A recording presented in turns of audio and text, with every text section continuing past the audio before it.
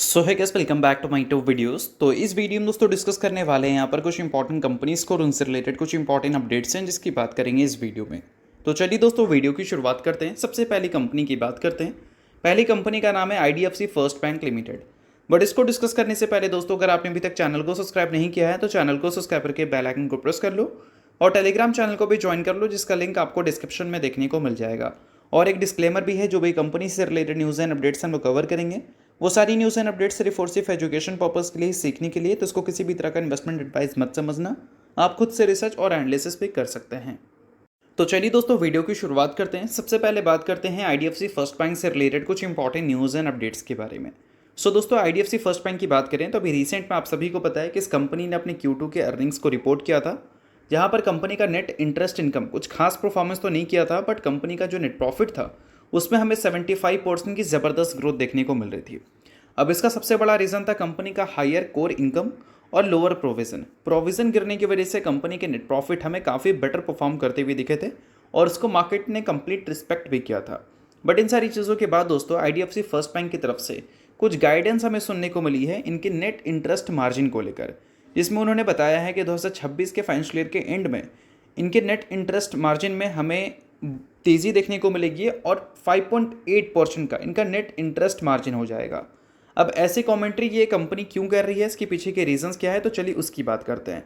तो देखो, यहाँ पर मेंशन किया गया है कंपनी के MD और CEO की तरफ से ही कि IDFC फर्स्ट बैंक जो है एक्सपेक्ट कर रही है net interest margin to improve from Q3। अब इस चीज़ को मैं थोड़ा सा डिटेल में समझा देता हूँ। तो देखो दोस्तों, यहाँ पर मेंशन किया गया है कि अभी रिसेंटली जो रेपो रेट हमें कट होता हुआ देखने को मिला था, उसका फुल इम्पैक्ट बोल सकते हैं अब बैंक आपको पास करते हुए दिखेगी, जिससे इनका जो इंटरेस्ट मार्जिन है वो Q3 में आपको इम्प्रूव होता हुआ दिखेगा और Q4 में कंपनी का जो नेट इंटरेस्ट मार्जिन है वो Q2 के मुकाबले काफ़ी बेटर दिखेगा। और अभी कंपनी ने बताया है कि ये फील कर रहे हैं कि इनका जो नेट इंटरेस्ट मार्जिन है वो अभी लो पॉइंट पे है और यहाँ से इनके मार्जिन्स में सिक्वेंशियल बेसिस पे इंप्रूवमेंट दिखेगी, यानी कि Q1Q बेसिस पे, और फर्दर अपटिक देखने को मिलेगा Q4 में। तो ये सारी चीज़ें क्लियर कट हमें ये दिखाता है कि आने वाले क्वार्टर्स में अगर इनके नेट इंटरेस्ट मार्जिन बेटर देखने को मिले तो कंपनी के जो प्रॉफिट ग्रोथ हमें Q2 में देखने को मिले थे वो हो सकता है कि Q3 में भी देखने को मिले और Q4 में भी देखने को मिले। और नेट इंटरेस्ट मार्जिन अगर ज़्यादा है तो इसका मतलब ये है कि आगे चलकर भी कंपनी प्रोविज़न में गिरावट की ही एक्सपेक्टेशन लेकर चल रही है। तो इन सारी चीज़ों के बाद आपका क्या व्यू है इस कंपनी को लेकर, वो मुझे कमेंट में ज़रूर बताना। बट जितनी भी चीज़ें हैं वो सिर्फ एजुकेशन पर्पज़ के लिए, इस चीज़ को भी ध्यान में रखना। सो अब दोस्तों, वीडियो में आगे बढ़ने से पहले बात कर लेते हैं सेबी रजिस्टर्ड टेलीग्राम चैनल के बारे में, जिसको चाहो तो आप ज्वाइन कर सकते हो। अब ज्वाइन करने का सबसे बड़ा बेनिफिट क्या है वो मैं आपको समझा देता हूँ। देखो, मार्केट से रिलेटेड जो इंपॉर्टेंट एनालिसिस होते हैं वो आपको यहाँ पर देखने को मिलता है, वो भी बिल्कुल फ्री ऑफ कॉस्ट। उसके अलावा काफ़ी सारी कंपनी के चार्ट्स आपको देखने को मिलते हैं रेगुलर बेसिस पे, जो कि यूट्यूब पे तो अब आपको देखने को मिलेगा नहीं। तो वो सारी चीज़ें आपको टेलीग्राम में ही अपडेटेड देखने को मिल जाती हैं। और इसके अलावा दोस्तों, सेबी रजिस्टर्ड टेलीग्राम चैनल है, तो यहाँ पर आपको काफ़ी सारे कॉल्स वगैरह भी देखने को मिलते हैं, जिसका भी बेनिफिट आप ले सकते हैं। पास्ट में जो कॉल्स वगैरह यहाँ पर देखने को मिले थे उसकी परफॉर्मेंस भी हमें काफ़ी अच्छी देखने को मिली थी, जिसको आप चाहो तो नोट डाउन कर सकते हैं। और साथ में दोस्तों, यहाँ पर लाइव आकर जो भी आपके डाउट्स इंक्वायरीज हैं वो भी क्लियर किया जाता है। तो लिंक इसका आपको डिस्क्रिप्शन में देखने को मिल जाएगा, लिंक के थ्रू जाकर आप सेबी रजिस्टर्ड टेलीग्राम चैनल को ज्वाइन कर लेना। तो चलिए दोस्तों, बात करते हैं अब अगली कंपनी के बारे में। सो अगली कंपनी का नाम है BSE लिमिटेड। सो दोस्तों, हमने कल के दिन BSE को डिस्कस किया था। डिस्कस का पॉइंट क्या था भाई, कंपनी का शेयर होल्डिंग पैटर्न, जो कि हमने NSE के साइट में जाकर देखा था। और शेयर होल्डिंग पैटर्न में DIS की इंटरेस्ट हमें काफ़ी एग्रेसिवली इंक्रीज होती हुई दिखी थी BSE के शेयर होल्डिंग पैटर्न में, और FIs ने अपने स्टेक को रिड्यूस किया था। बट अब जो कंपनी का शेयर होल्डिंग पैटर्न है वो स्क्रीनर में अपडेट हो चुका है। तो जिसको कल के दिन का वीडियो उतनी अच्छी तरह से समझ नहीं आया, वो आज के दिन के वीडियो को अच्छी तरह से समझो। तो देखो दोस्तों, यहाँ पर साफ सुथरा आपको मेंशन देखने को मिलेगा कि FIs ने Q1 में जो स्टेक्स इस कंपनी में मेंटेन रखे थे वो 18.14% रखे थे। अभी अगर देखोगे Q2 में तो 16.25% हो चुका है, जो कि हमने कल के दिन बात किया था। FIs की स्टेक में गिरावट हमें देखने को मिली है।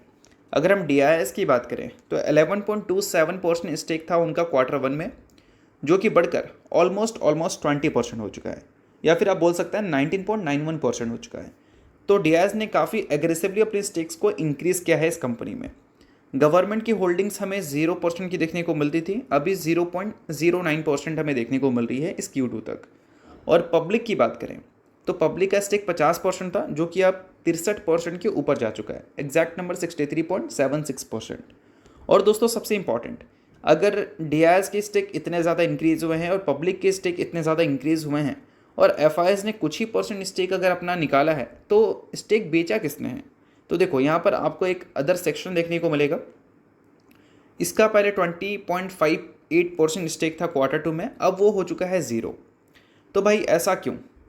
अदर सेक्शन वाले एग्जैक्ट है कौन? तो देखो अदर सेक्शन में बोल सकते हैं जो हाई नेट इंडिविजुअल होते हैं वो अदर सेक्शन का पार्ट होता है, ट्रस्ट जो होते हैं वो अदर सेक्शन का पार्ट होता है। तो बोल सकते हैं कोई प्रोमोटर नहीं है वो, बट हाई नेट इंडिविजुअल लोग हैं जो होते हैं वो अदर सेक्शन के पार्ट में आते हैं, ठीक है। और उनके स्टेक जो थे वो बोल सकते हैं अब पब्लिक के पार्ट में आ चुके हैं। और डीआईएस ने अपने स्टेक्स को जो इंक्रीज़ किया है वो बोल सकते हैं इन्हीं सारी चीज़ों में इंक्रीज़ किया है, पब्लिक और अदर्स में। तो इस चीज़ को आप थोड़ा सा डिटेल में समझ लो। बाकी इसके अलावा दोस्तों अगर हम बात करें और भी इंपॉर्टेंट न्यूज़ के बारे में तो आगे चलकर और भी न्यूज़ हमें विटनेस करने को मिल सकती है। अभी के टाइम पे तो सोर्स के जरिए सुनने को मिल रहा था, जिस वजह से बीएससी में आपको 4% की तेज़ी भी देखने को मिली थी। Source once again CNBC TV 18 ने ही रिपोर्ट किया था वीकली एक्सपायरी को लेकर। अब देखो दोस्तों CNBC TV 18 का जब भी सोर्स अपडेट होता है वीकली एक्सपायरी को लेकर तो मैक्सिमम टाइम वो चीज़ें ऑफिशियल हो जाती हैं। इन्होंने स्टार्टिंग में बोला था कि सेबी इस चीज़ को ख़त्म करने का विचार कर रही है, फिर सेबी ने इस चीज़ को डिनाई कर दिया था। बाद में सेबी ने बोला हाँ भाई हम ऐसा सोच रहे हैं और ऐसा करने वाले हैं। फिर CNBC TV 18 ने बोला कि विद इन 1 मंथ ये कंसल्टेशन पेपर पास करेंगे, और सेबी ने भी इस चीज़ को क्लैरिफाई किया था कि हाँ हम ऐसा करने वाले हैं। फिर काफ़ी सारे जो ब्रोकर एक्सचेंज ने फीडबैक दिया, उसके बाद CNBC TV 18 का कहना यह है कि वीकली एक्सपायरी में कोई भी हमें चेंजेस अभी देखने को नहीं मिलेगी। सेबी जो है वो डेटा रीड कर रही है, अगर उसमें कोई अनयूजुअल ट्रेडिंग एक्टिविटी दिखता है तो ऐसा हो सकता है। तो अभी के टाइम पे इनके तरफ से जो सोर्सेस के थ्रू क्लेम हुआ था कि ऐसा कोई भी चेंजेस अभी नहीं कर रही है सेबी, इस चीज़ को सेबी ने ऑफिशियली कंफर्म नहीं किया है। तो जब भी इस चीज़ को ऑफिशियली कंफर्म करेगी सेबी, वो एक तरह से बड़ी न्यूज़ होगी उन कंपनीज़ के लिए जो कैपिटल मार्केट से जुड़ी हुई है, लाइक बीएससी हो गई या फिर अदर ब्रोकर कंपनीज हो गई। तो इस चीज़ को ध्यान में रखना। बाकी इसके अलावा बात करें अगली कंपनी के बारे में तो नाम है दोस्तों NSDL यानी कि national securities depository limited.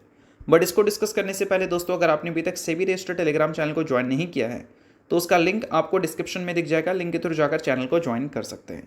SEBI registered Telegram channel है तो काफ़ी कुछ मिलता है, लाइक न्यूज़ एंड अपडेट्स की बात कर ले, चार्ट्स की बात कर ले जो कि प्रॉपर एनालिसिस के साथ आपको अपडेटेड देखने को मिलता है। उसके अलावा इंडस्ट्री से रिलेटेड एनालिसिस न्यूज़, ये सारी चीज़ें। और सेबी रजिस्टर्ड टेलीग्राम चैनल है तो इनके कॉल्स भी दिखते हैं, जिसको भी चाहो तो आप चेकआउट कर सकते हो। तो लिंक आपको डिस्क्रिप्शन में दिख जाएगा, लिंक के थ्रू जाकर फ्री ऑफ कॉस्ट आप इस चैनल को ज्वाइन कर सकते हैं। अब दोस्तों बात करते हैं NSDL के बारे में। तो NSDL को लेकर एक काफ़ी बड़ी अपडेट हमें देखने को मिल रही है। अपडेट यहाँ पर यह है कि NSDL एग्री कर चुकी है 15.5 करोड़ रुपए देने के लिए, किसको? सेबी को। और ये जो अमाउंट देने की बात चल रही है वो बोल सकते हैं एज ए सेटलमेंट है। 2023-24 के फाइनेंशियल ईयर में इंस्पेक्शन हुई थी NSDL पे कुछ नॉन कॉम्प्लायंसेस चीज़ को लेकर, और इसी चीज़ को सेटल करने के लिए सेबी के साथ उन्होंने 15.5 करोड़ रुपए देने का फैसला किया है। तो ये न्यूज़ आप नोट कर सकते हैं क्योंकि पुरानी इंस्पेक्शन से रिलेटेड फाइनल सेटलमेंट की न्यूज़ है। बाकी इसके अलावा अगर हम बात करें अभी रिसेंट टाइम में NSDL के परफॉर्मेंस के बारे में तो वो 52 वीक हाई से लगभग 17% के आसपास आपको नीचे देखने को मिल रही है। अब देखो दोस्तों NSDL हो गई या फिर CDSL हो गई, दोनों 52 वीक हाई से ठीक ठाक आपको नीचे देखने को मिल रहे हैं। और अभी दोनों का PE अगर देखोगे तो ऑलमोस्ट एक रेंज पे आ चुका है, सेम रेंज पे आ चुका है। और दोनों के जो नंबर्स हैं वो कुछ खास अच्छे देखने को मिले नहीं हैं, जिसमें NSDL के नंबर्स Q1Q बेसिस पे, मतलब इस Q1 में रेवेन्यू में कुछ खास अच्छे देखने को नहीं मिले थे, और प्रॉफिट में ग्रोथ हमें NSDL ने दिखाया था। और CDSL ने रेवेन्यू में बोल सकते हैं फ्लैट नंबर दिखाया था और प्रॉफिट में डी ग्रोथ रिपोर्ट किया था। और अभी के टाइम पे NSDL और CDSL जिस मार्केट में काम करती है उस मार्केट के पोजीशंस को देखते हुए और फ्यूचर के ग्रोथ को देखते हुए फिलहाल इसका जो पेग रेशियो है वो 4 के ऊपर जा चुका है। मतलब बोल सकते हैं NSDL और CDSL उस जोन में आ चुकी है जहाँ पर इनके जो नंबर्स हैं वो काफ़ी ज़्यादा मैटर करेंगे वैल्यूएशंस को मेंटेन करने के लिए। और मार्केट के हिसाब से जो अनसर्टेनिटी और लॉट्स ऑफ वॉलेटिलिटी देखने को मिल रही है हमारे कैपिटल मार्केट में, उससे फ्यूचर में कंपनी को ग्रोथ अच्छी रिपोर्ट करने में प्रॉब्लम होगी। और इसी वजह से पेग रेशियो इस कंपनी का 4 के ऊपर है। इसका मतलब वैल्यूएशन वाइज कंपनी फ्यूचर के ग्रोथ के हिसाब से थोड़ी सी एक्सपेंसिव है। ये पेग रेशियो का डेटा दिखा रहा है, बाकी इसको रिकमेंडेशन की तरह या ब्लाइंडली फॉलो करने की ज़रूरत नहीं है, आप खुद का रिसर्च और एनालिसिस भी चाहो तो कर सकते हो, कोई प्रॉब्लम वाली बात नहीं है। अब इसके अलावा बात करते हैं अगली कंपनी के बारे में, जिसका नाम है फिनोटेक्स केमिकल। रिसेंटली दोस्तों कंपनी ने 1:2 के रेशियो में स्प्लिट की अनाउंसमेंट की थी और 4:1 के रेशियो में कंपनी ने बोनस की अनाउंसमेंट की थी। सो अगर आप इस कंपनी के शेयर होल्डर हैं तो एक के बदले कंपनी आपको 10 इक्विटी शेयर देगी, बोनस स्प्लिट दोनों को इंक्लूड कर। सो अगर आप शेयर होल्डर हैं इस कंपनी के तो इस चीज़ को नोट कर सकते हैं, शेयर होल्डर नहीं है आप इग्नोर कर सकते हैं। न्यूज़ थी इस वजह से मैंने बता दिया, बाकी ये किसी भी तरह का रिकमेंडेशन नहीं है। तो चलिए ये वीडियो यहीं तक था, आपको करता हूँ वीडियो आपको अच्छा लगा होगा, डिस्टॉल लाइक कीजिए, पहली बार सब्सक्राइब कीजिए। वीडियो के लिए बहुत बहुत शुक्रिया।